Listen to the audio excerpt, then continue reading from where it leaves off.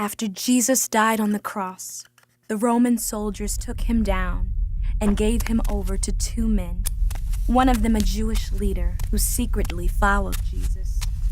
They prepared his body for burial by wrapping his body in strips of linen. Then they placed Jesus in a tomb. Because they worried that someone might steal his body, the Romans placed a huge stone in front of the tomb and guards outside of it.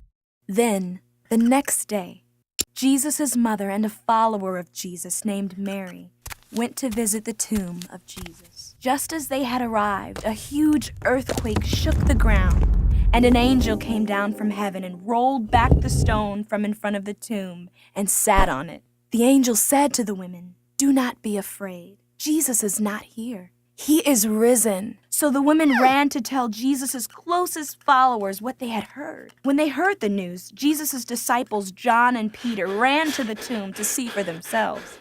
There, they found only the strips of linen that Jesus' body had been wrapped in. Mary, the follower of Jesus, stood outside the tomb crying.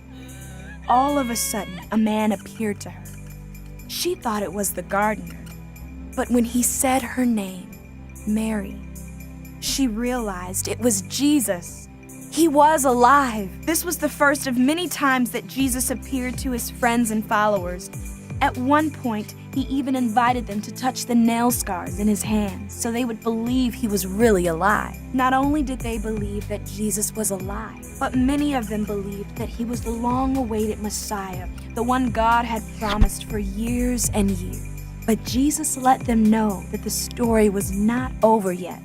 "Go and make disciples," Jesus told his followers. He commanded them to go throughout all the world to help others know about him and how to live in God's ways. This began an adventure that would change the lives of Jesus' followers forever and change the world.